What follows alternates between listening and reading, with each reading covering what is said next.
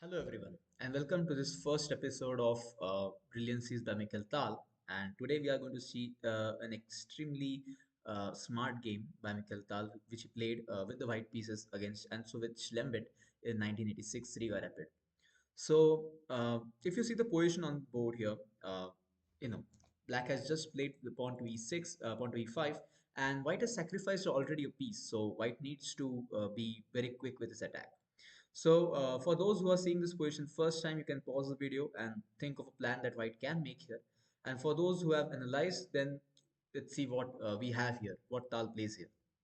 So, uh, Personally, when I saw this position first time, I thought that bishop a5 is a very nice plan because you see the king is actually stuck on d8. The e8 square is covered with the bishop, and if you go bishop a5, black cannot capture the bishop because then you get knight e6 with a checkmate. And the idea is to deviate the queen from the defense of the e6 square. And well, this actually works for white here because it's actually pinned here, and you have only two choices as black. You have to take the bishop and get checkmated, or you can take the knight, and then the variation follows as bishop captures on b6 with check, knight captures on b6, queen captures on d4 check, and bishop to d7. And well, this is not as bad as it looks because black still has three pieces for the queen, and black can try to hold on to the position. So of course the variation can go like rook fd1, king c7, c5, knight d5, queen e5 check, and after king c8 you just pick up the d5 knight, and yeah, you get this position where you have it's a queen versus a rook and a bishop, but white has a completely upper hand because if you see the rooks are not active, the bishops are still passive, and white should win this game pretty decent. But Tal goes for even better. And in this position, instead of bishop a5, Tal's idea is pretty similar, but Tal goes for an intermediate move. Tal plays c5 here. And well, what's the idea? If you move the queen anywhere in the sixth rank, of course, these squares are not available. If you go queen a6, then Tal plays bishop a5. And now the difference is now if you capture, similarly, there is knight e6 checkmate. And if you don't capture, if you go something like b6, it's a check. So you have to react to this. And if you go b6, now the queen no longer guards the e6 square, and Tal gets this knight e6 with a nice little checkmate here. So this is the idea that Tal has. Well, the other move that comes to our mind is of course knight captures on c5, which was played in the game, and now Tal goes with bishop a5, and there is a difference between both the positions. So Lemit plays pawn captures on d4. That is what we had analyzed, and now Tal doesn't take the queen first. Tal plays queen captures on d4 with a check, and he's kind of provoking Lembit to go into a much more defensive position. If now king c7, then again you don't take the queen. You first capture the knight with a check. The queen is pinned, so the queen cannot capture the white queen. And then when the let's say the king moves anywhere, now you take the queen, and well, this position is completely winning because the king is open, rook d1 check, and it's game over. So, well, Lembit gets that, and Lembit plays the move knight c to d7. Of course, that's the only move playable here. And now comes bishop captures on b6 with a check. You have a captures on b6, and now you see the difference.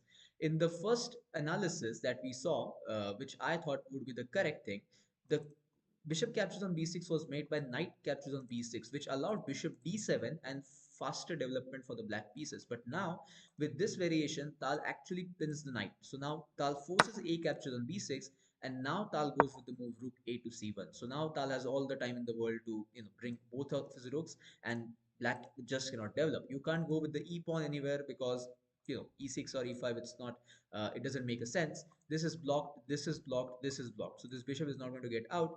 You can capture on a2, but just queen c4 attacks the rook and also threatens a checkmate, and it's game over for black here. If you go rook a2, then simply queen c4, your rook is under attack, and anywhere you move the rook, let's say rook a5, queen c7 is going to be a nice little checkmate. So you can't even capture a pawn. H8 rook is a complete clown there.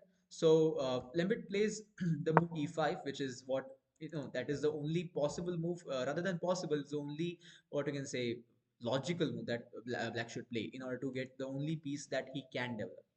And Tal plays the move queen to c4. Tal says, well, I'm going to go with my plan, queen c7 check, and let's see how you defend it.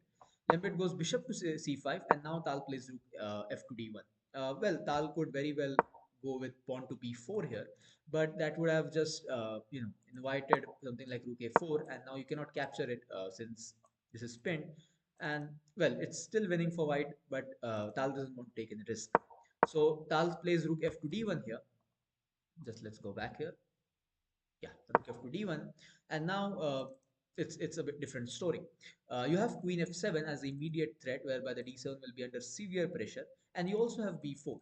Well, Lambert goes rook f2, rook h to f8, now defending against one of the threat, but now Tal plays pawn to b4, and what do you do here? Now still this is possible, but then pawn to a3, and then the bishop has to move because the queen will move one day or the other.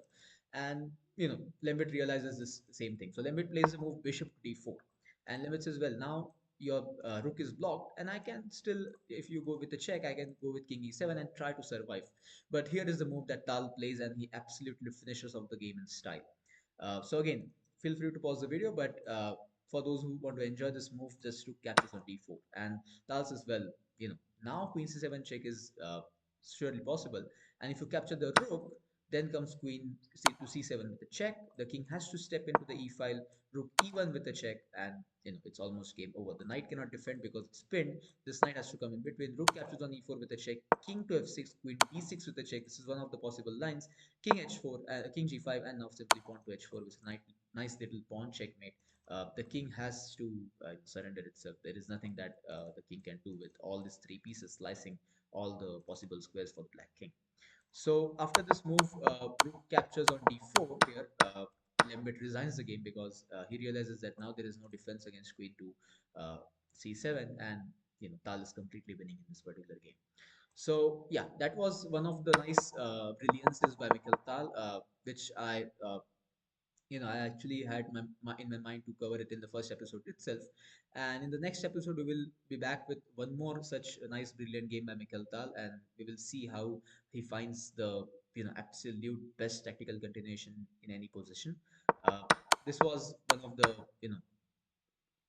what I can say, my favorites, because this move bishop a5, waiting for this bishop a5 move, first playing c5. This was what I was a huge fan of, because bishop a5 is still winning, but Tal finds the absolute best. c5, knight captures on c5, now bishop a5, and after pawn captures, queen captures on d4 first. And this is what a lot of lower rated players have to learn, not to hurry up if you're getting any major piece. If you see that's a pin, then you have to always give your opponent to make a blunder, make more what you can say, bad position. And after queen d4, that's exactly what Tal does.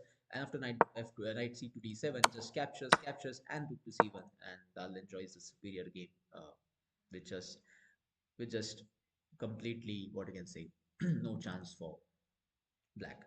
And for those who are who are seeing this, who are following the series, you can also think of your own sacrifices. So after bishop rook captures on a2, I told that queen c4 works and wins the game for black, wins the game for white, sorry. But there are other moves also. You can also play something like rook c8 with a check. Think of your own ideas. King c8, now queen c4 check. You have got a bishop extra, which was of course doing nothing, and now you get to pick up the rook. You're still winning the game. So, Tal's position is also worth learning, that even if you don't find the trick that Tal has actually played in the game, there are lots and lots of tactical continuations possible. So there is a lot of more things that we can learn from Tal's games. So, well, this was all about the episode one, and I hope to see all of you in episode two also. We will be analyzing. I've not yet decided the game for episode two, but I'm mostly sure with two of Tal's most fierce games, and we will be seeing what Tal actually plays there, and how he's able to completely overpower his opponent with his tactical vision. So yeah, stay tuned.